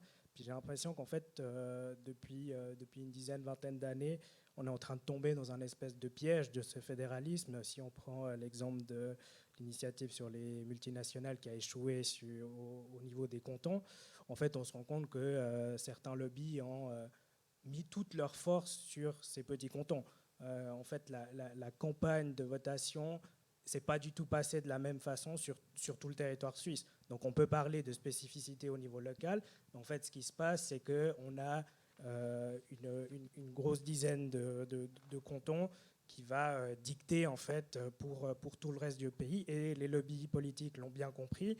Et en fait, on a des cantons de 20 000 habitants qui ont le même pouvoir que des cantons de 800 000, 900 000 habitants. Et en fait, est-ce qu'on n'est pas en train de tomber dans un espèce de piège? Parce qu'en fait, c'est une espèce de crise aussi de la démocratie, parce que c'est des outils en fait, qui ont été mis en place il y a 100 ans, 150 ans. On avait une situation qui n'était pas du tout la même. Puis aujourd'hui, en fait, on se retrouve sur certains points où en fait, on sait que potentiellement, sur certains, souvent, c'est des choses qui sont un peu progressistes, mais on est quasi voué à l'échec parce qu'on a une campagne intense qui se fait sur des très petits territoires, sur des petits cantons suisses, et qui peut faire complètement basculer la chose. Puis le deuxième élément, c'était par rapport en fait, à la devise et puis au titre de la conférence de ce soir, un pour tous, tous pour un. Est-ce que le fédéralisme, il a pas aussi... est-ce qu'il ne nous divise pas en fait au niveau de la Suisse? Moi, en tant que Vaudois ou Fribourgeois, quel est mon rapport avec un Schwyzois ou un Appenzellois? Quand on a nos cours d'histoire à l'école, en fait, on n'apprend pas l'histoire suisse. Moi, je la connais très mal, l'histoire suisse. Elle n'est pas aussi bien enseignée que l'histoire de la Révolution française, par exemple. Mais parce qu'en fait, on a des histoires cantonales qui sont tellement riches, et puis qui sont tellement... En fait, cette identité cantonale qui est tellement mise en avant qu'on a l'impression que ça outrepasse notre identité suisse. Et on a vraiment des guerres de clochers. On est sur un tout petit territoire de 44 000 km². Puis on a des guerres de clochers en fait, entre cantons. Et du coup, la question se pose de est-ce que le fédéralisme, en fait, culturellement, parce qu'on a beaucoup parlé institutionnellement, est-ce que culturellement, en fait, elle ne divise pas le pays? Et du coup, voilà, quel est mon lien avec un Suisse qui est de l'autre côté de la Sarine, ou beaucoup, beaucoup plus loin? Donc voilà un peu les deux questions que je voulais que vous abordiez. Qui d'entre vous souhaite commencer? Je me lance à l'eau. La problématique des campagnes ciblées, c'est juste ce que vous dites, mais c'est valable pour les deux camps, quelque part.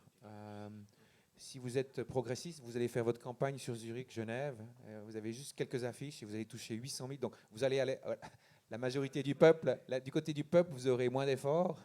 Et puis l'autre, faudra jouer sur la diversification des cantons. Donc tous les partis peuvent jouer cette carte-là et ils le font. Et si vous discutez avec des lobbyistes, peu importe quel bord, les slogans en Suisse romande ne sont pas les mêmes que les slogans en Suisse allemande. Peu importe si c'est un canton périphérique ou pas, il y a des thèmes qui portent plus ici que là-bas et vice-versa. Donc c'est vrai que c'est tout l'art de gérer une campagne ou de gérer une récolte de signatures. Vous allez là où c'est plus facile de le faire. Pour la solidarité, c'est une question très pertinente que vous posez. J'ai juste 2-3 idées qui me sont venues spontanément à l'esprit quand vous dites ça, mais on est solidaire avec les gens qu'on connaît bien.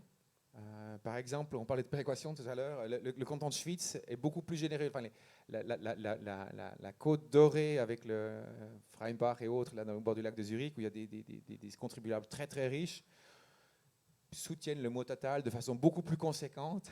Le rapport est beaucoup plus fort que le rapport du canton de Schwyz par rapport aux Bernois, par exemple.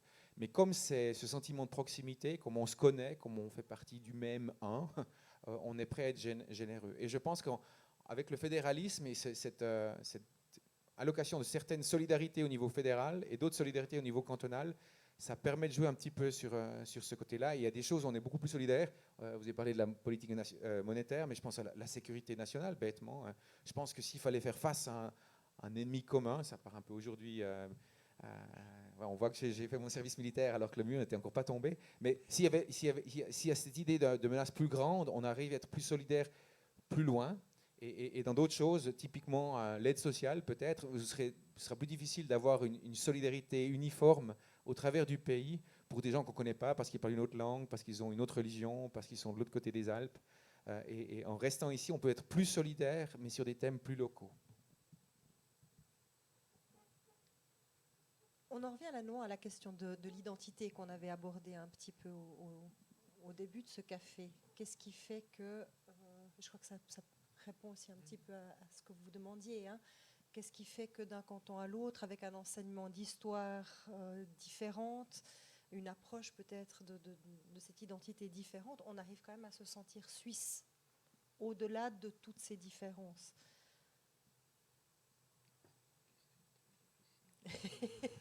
C'est une question très difficile, murmure-t-on à côté de moi. L'identité, la notion d'identité, comme vous avez dit, M. Cosandé, on se sent peut-être membre d'une famille, d'une communauté, d'une université, d'une commune, d'un canton, d'un pays, mais aussi être européen. Quand j'étais aux États-Unis une année, j'étais pas fier, mais quand même, on a dit, il y a des Européens là. Il y a des communautés, ça commence avec la nourriture, et puis peut-être la musique. Quand il y avait la chanson française, personne n'a connu la chanson française à l'époque, ça fait 20 ans. Non, mais je crois, Napoléon a dit, la Suisse est fédéraliste où elle n'existe pas, où elle n'est pas. C'était parce qu'on avait une expérience dans notre histoire avec la République helvétique d'avoir un État central, mais ça n'a pas fonctionné. Alors on a cherché, même lui, il avait dit non, la Suisse doit être fédéraliste, sinon ça ne fonctionne pas. Je crois l'identité, c'est ça, la diversité. Par exemple, si on regarde même l'Allemagne, mais peut-être M. Eichmann peut le dire encore mieux, ou bien en Italie, ce que vous pouvez voir, ce qu'on a fait avec les langues. En Suisse, partiellement aussi, le patois a été supprimé un petit peu, le patois en français, mais voilà, le suisse allemand pas. Cette diversité de langues, en Italie, l'italien, c'est une langue artificielle d'une région qui a vraiment dominé, qui domine. Il y avait aussi des différents dialectes ou langues en Allemagne aussi. Hein. En Allemagne aussi. Et je crois que ce qui est chez nous, c'est même les dialectes il y a, je crois sur le site internet, il y a un site il y a 2-3 expressions, on peut. Après, il faut indiquer comment on prononce les mots, et puis ils vous disent, vous venez d'où, vous venez d'où. J'ai fait le test et c'était correct. Et puis je crois que cette diversité, ça c'est un élément d'identité. Voilà, s'il y a quelqu'un qui vous demande comment c'est chez vous, alors c'est différent. Ouais, c'est différent, ça dépend. Moi, je trouve ça, c'est une qualité. Et puis, moi, je fais l'expérience quand je suis germanophone, comme on peut l'entendre. Quand je suis à Saint-Gall, je me solidarise avec les Romans. Et puis quand je suis à Genève ou à Lausanne, je défends les Suisses allemands. Voilà, c'est peut-être la position de quelqu'un qui habite Fribourg. Mais pour moi, c'est un élément de mon identité. Du coup, je reprends un terme qu'a utilisé Yannick Schmutz il y a un petit moment. Vous avez utilisé le terme cacophonie. Et je me pose la question, en fait, est-ce que cette cacophonie, qu'on a plutôt dépeinte comme quelque chose de négatif jusqu'ici, c'est ce qui a compliqué la gestion de la crise Covid, mais est-ce que finalement, avec cette diversité, ça ne fait pas partie intrinsèquement de notre conversation fédéraliste? Est-ce que ça ne fait pas partie de notre manière d'aborder les choses? Est-ce qu'il faut vraiment soigner cette cacophonie ou est-ce qu'on doit la conserver justement pour continuer notre chemin politique? Alors, je rejoins aussi ce qui a été dit tout à l'heure. Ces différences font partie aussi de notre expérience en tant que Suisse, de notre vie en tant que Suisse, et d'autant plus à Fribourg, où justement on la vit au quotidien avec cette barrière de langue qui est absolument ici. Et moi, je rejoins tout à fait ce qui a été dit. Je pense que c'est cette diversité, cette richesse aussi culturelle qui est une force pour la Suisse, qui nous apprend aussi à accepter les différences, à négocier, à faire des consensus. Et au-delà justement de juste une diversité, c'est sympa parce que ça se vend bien, je pense justement ça apporte aussi cette notion de consensus, de discussion, de débat, de trouver les bonnes solutions. Et tout à fait, je pense que je rejoins ce qui a été dit. Les différences qui sont en Suisse sont une force et font partie de l'identité suisse. Donc peut-être qu'on devrait le chérir, mais je pense que aussi on a vu dans les différentes périodes de cette pandémie, le but c'est pas non plus que tout le monde fasse n'importe quoi, mais qu'on ait aussi des règles un peu pour définir, mettre des limites à ces divergences. Remarque d'un historien, le fédéralisme, c'est pas un concept strict et défini. C'est toujours, ce sont plusieurs narratifs combinés avec le fédéralisme. Pas seulement un narratif, c'est plus une formule pour un groupe des plusieurs conseils et narrations. La Suisse est basée au moment des fondations, 48, deux conseils. C'est le narratif libéral, win-win. Rester ensemble, ça nous donne un bénéfice. Ça nous bénéficie où on crée un surplus. Mais particulièrement en Fribourg et les cantons catholiques, ils sont forcés dans les Eidgenossenschaft des 48. C'est rester ensemble parce que nous sommes en minorité. Il faut défendre la minorité. Et ces deux, on peut saisir, on peut trouver ces deux narratifs de win-win et des minorités-majorités jusqu'à nos jours. Peut-être on pourrait juste dézoomer un peu. On a beaucoup parlé du rapport canton-confédération, mais on a moins parlé peut-être de la position encore de la Suisse au milieu du droit européen finalement. Est-ce que ce fédéralisme, il a encore un sens quand on applique encore le droit européen là-dessus? Quel est le rapport entre les deux? En Suisse. Et en Europe. Question de 10 millions de dollars. C'est pas une réponse, c'est quelques esquisses. Le fédéralisme en Suisse, plus ou moins, est allié aux ces narratifs quand j'ai parlé. Narratif de win-win et minorité-majorité. Pas strictement c'est coming together federalism. Ce fédéralisme de joindre un et l'autre, Lituanie, et Estonie, et Bulgarie, et tous les autres, et bâtir un projet commun. Mais d'autres, de point de vue de Bruxelles, c'est intéressant de voir les discussions. Quels sont les modèles pour l'Union européenne? C'est la Suisse ou Habsbourg? C'est Berne ou Vienne?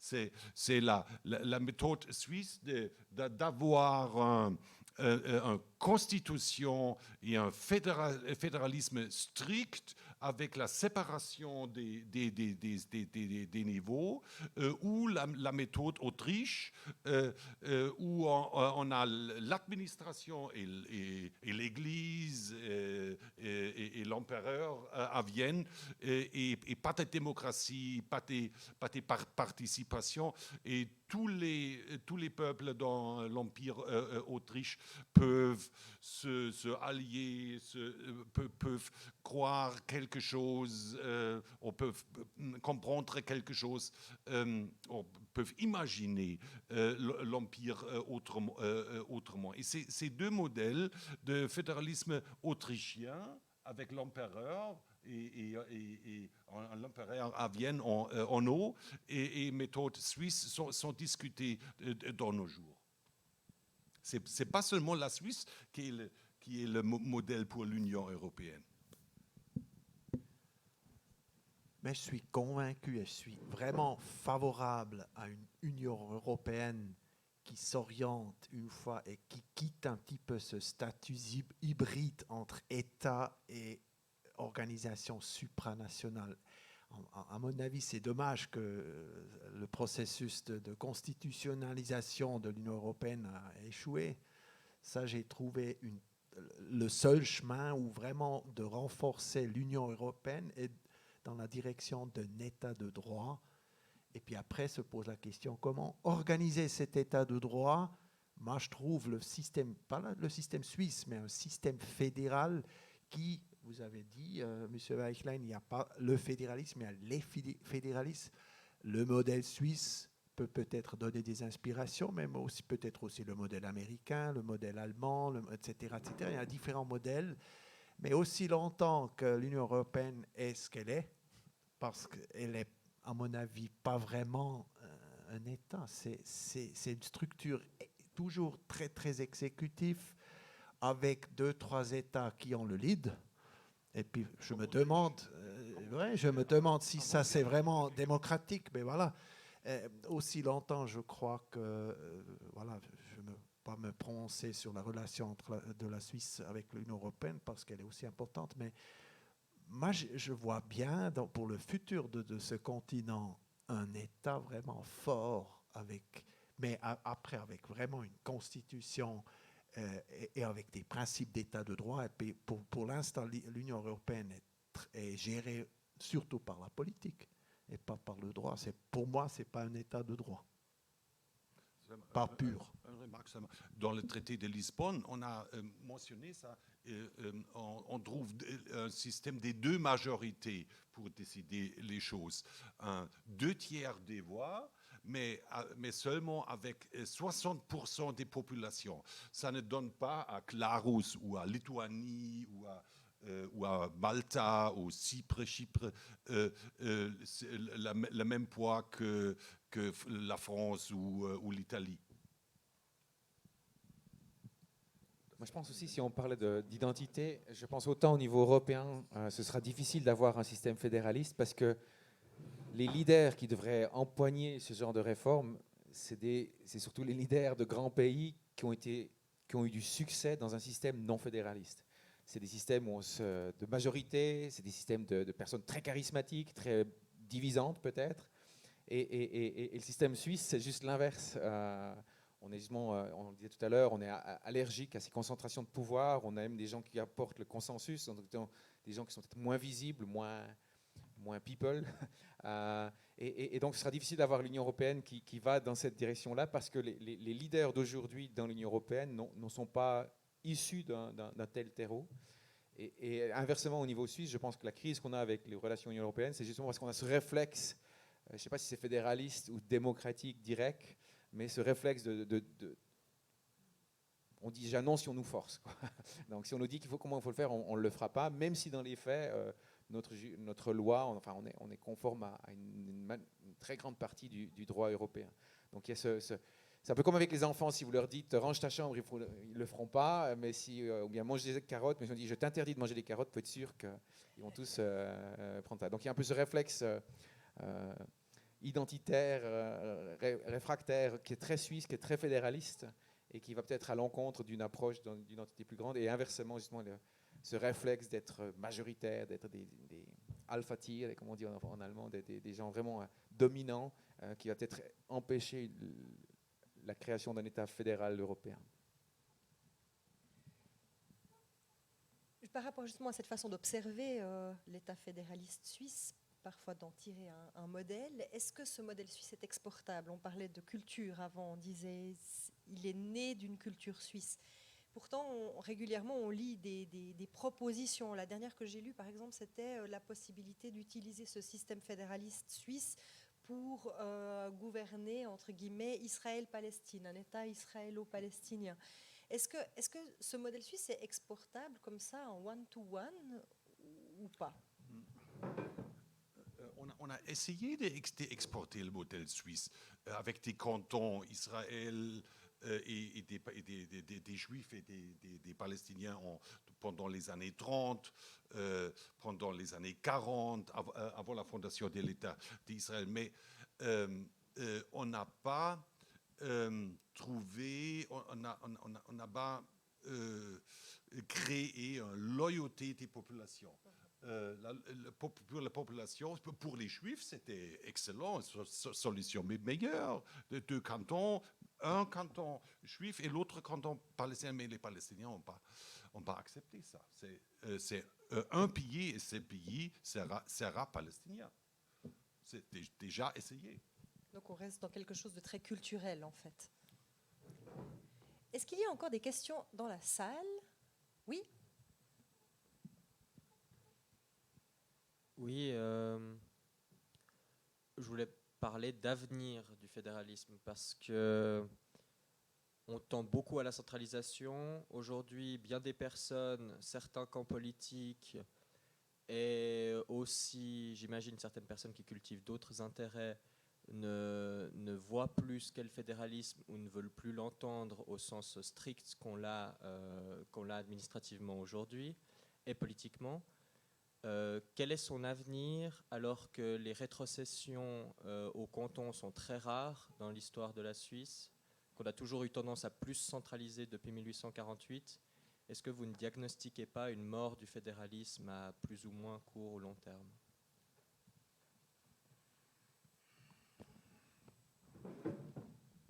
Il y a deux pensées qui me viennent à l'esprit avec votre question, qui est super intéressante. D'abord, et pour rebondir à monsieur tout à l'heure, quand on parlait justement, vous pouvez cibler vos campagnes sur les cantons qui sont plus petits. Si on va vers plus de centralisme, et on le voit dans plusieurs initiatives qui ont été faites, en tant que lobbyiste, c'est beaucoup plus facile si on a une règle nationale. On a centralisé le sport, les pistes cyclables. Donc si vous êtes lobby de ces groupes d'intérêt-là, plutôt que de devoir, avec vos bâtons de pèlerin, d'aller dans 26 cantons, c'est beaucoup plus facile d'aller vers le centralisme. Donc le centralisme est poussé par ces groupes d'intérêt parce que c'est plus facile. Et puis l'autre chose qui me fait parfois peur, des fois j'ai l'impression que ce soit des élus communaux ou cantonaux, eux ils ne payent pas les impôts comme moi. À savoir que moi je paye à la fin de l'année, enfin je reçois une déclaration d'impôt et je reçois les impôts pour l'église, pour ma commune, pour mon canton et pour la fédérale, elle est un peu séparée, mais on paye, enfin pour moi je paye des impôts, je ne me pose pas tellement la question quel était l'impôt que j'ai reçu. Et quand vous discutez avec des politiciens, ils ont l'impression que si c'est quelqu'un d'autre qui envoie la facture, c'est facile. Et on voit de plus en plus des communes qui disent, on l'a vu dans la crise, les communes, les villes ont dit il y aura une recrudescence d'aide sociale, il faut que les cantons et que la Confédération nous aident. Les cantons ont dit mais le Covid, ça va être une grosse charge, il faut que la Confédération nous aide. heureusement, la Confédération n'a pas dit on aura le chômage qui va être une grande charge, il faudra redistribuer aux cantons et aux communes. Donc il y a toujours cette idée de demander à quelqu'un d'autre de payer la facture. Comme politicien, c'est sympa, c'est pas dans mon budget, mais moi, comme contribuable, c'est toujours mon porte-monnaie. J'ai pas d'argent qui pèse moins lourd si je paye de l'impôt cantonal ou de l'impôt fédéral. Et j'aimerais bien, pour contrer un petit peu cette centralisation que vous avez, que les politiciens acceptent, oui, ça me coûte, moi, ça va dans mon budget, mais du coup, je garde la compétence, je garde cette autonomie. Parce que chaque fois qu'on demande une subvention de l'échelon au-dessus, la commune demande au canton, le canton demande à la Confédération, on passe la main, parce que qui paye commande. Et donc, dans les faits, et au plus tard, dans la loi aussi, les compétences vont être recentralisées et on va perdre cette autonomie. Donc, j'appelle vous, comme électeurs, électrices, faites pression sur vos élus qui gardent cette compétence et qui ne pensent pas que si c'est un autre qui paye, moi je pourrais continuer de décider. On parlait tout à l'heure dans la préparation de cette démocratie de géranium où j'ai l'impression d'être dans une petite commune où c'est moi qui suis élu le président de commune, mais dans les faits, l'épuration des eaux, les services pompiers, les écoles, les EMS, c'est tout supra-communal. Et en fait, j'ai plus de droit de décision, mais au moins je ne paye pas. Donc, restons sobres, restons modestes et puis acceptons qu'avec l'autonomie, il faut payer. Mais c'est la clé du pouvoir, c'est de pouvoir payer justement les prestations que j'ai envie d'avoir dans ma circonscription. Yannick Schmutz, vous voulez répondre, rebondir sur cette qui paye commande? Oui, c'est une notion qui est très très importante en économie, c'est le principe d'équivalence fiscale, c'est-à-dire qu'il faut que celui qui paye bénéficie aussi justement de ces fonds. Et effectivement, c'est un principe clé aussi dans la gestion, on a vu, de la pandémie. On ne veut pas que, encore une fois, si on ferme au Tessin, on ne veut pas que la facture soit répartie en tous les cantons. Donc, pareil, il faut justement que ce soit celui qui paye qui bénéficie de ce bien. Et l'autonomie en soi a une valeur aussi, ça a été prouvé dans plein d'études. On est prêt à payer plus aussi pour garder les compétences, avoir le droit décisionnel. Et comme il l'a dit aussi, et ça rejoint un peu la thématique de ma thèse, tous ces accords intercommunaux font perdre de la valeur à l'autonomie, aux élus locaux. Et dans ces moments-là, la fusion pourrait avoir un intérêt. On a eu la votation le week-end dernier sur le canton de Fribourg, où on voit justement que les arguments ne faisaient pas assez de poids parce que les communes sont capables elles-mêmes d'être autonomes, alors que, par exemple, pour des plus petites communes, ça fait beaucoup plus sens de se joindre et puis de fusionner pour avoir une autonomie qui est claire et avoir un financement qui est clair aussi. Pas qu'on finance des services qui sont répartis entre plusieurs communes sans savoir vraiment à qui ça va bénéficier et que ça ne respecte plus ce principe d'équivalence fiscale, justement, par ces accords et la décision de la provision de ces biens publics. Professeur Weichel, je crois que vous vouliez intervenir. Seulement, le fédéralisme est toujours en crise. On ne trouve pas un moment où le fédéralisme n'est pas en crise. C'était le cas pendant les années 50, 60. Chaque 10 ans, on a un nouveau système, nouveau crise, et les réformes accompagnent l'histoire du fédéralisme tous les jours. Un des résultats des crises pandémie ou crises Covid, ce sont des nouvelles institutions qui forment un nouveau fédéralisme où peuvent gagner un poids plus lourd dans l'avenir. En Allemagne, c'est le Ministerpräsidentenkonferenz. Ça existait déjà, mais sans la chancelière. Maintenant, c'est avec la chancelière. Une conférence, on ne trouve pas ce Ministerpräsidentenkonferenz avec la chancelière dans la Constitution, dans le Grundgesetz. C'est un institution building, une nouvelle institution en Allemagne. En Suisse, c'est la conférence des gouvernements cantonaux, le CDC, qui probablement va organiser plus d'unitarisme parmi les cantons, pas parmi le gouvernement de Berne, pas parmi Bundesbern, mais avec les cantons ensemble. C'est un des résultats institutionnels de cette crise. Ça implique un nouveau fédéralisme, un nouveau détail dans l'histoire du fédéralisme. Professeur Waldman, vous avez la lourde tâche de conclure ce café en rebondissant sur cette question: le fédéralisme est-il en train de mourir? Alors, je suis très bref. D'abord, crise. c'est relatif. On est gâté. Moi, je trouve, j'ai toujours un petit peu de peine s'il y a des difficultés ou des défis. On commence à parler d'une crise. Il y a des défis, il y a des difficultés aussi pour le système démocratique fédéraliste. Le fédéralisme va changer toujours, mais il ne va pas mourir. Donc le fédéralisme ne va pas mourir. C'est presque 3 petits points à la fin de cette phrase. On sent ça vibre encore, en tout cas autour de la table. Je ne sais pas pour vous. Comme il est plus de 19h30, même 19h37, nous avons débordé. J'aimerais conclure ce café, mais c'est jamais tout à fait fini. Donc si vous souhaitez continuer à discuter avec nos intervenants, ou entre vous d'ailleurs, vous pouvez rejoindre le bar foyer du Nouveau Monde qui se trouve juste à votre gauche à la sortie, où vous attendent quelques petites choses à grignoter, puis vous pouvez commander quelque chose au bar à boire si vous le souhaitez. Un petit coup de pub, on finit toujours comme ça, hein, pour le prochain café scientifique. Donc les cafés scientifiques ont lieu une fois par mois dans cette salle, tant qu'on peut, on croise les doigts. La prochaine thématique s'intitule écologie, je saute des lignes, géo-ingénierie, la technologie peut-elle sauver le climat? Et c'est aussi une question qui est extrêmement polémique et je vous invite à nous rejoindre le 20 octobre à 18h dans cette salle. Un grand merci pour votre participation, un grand merci à tous nos invités, aux ingénieurs du son, aux ingénieurs vidéo, à Ibrahim pour la modération sur les réseaux sociaux et à Laurent pour le passage de micro. Une bonne soirée et peut-être à tout à l'heure au bar.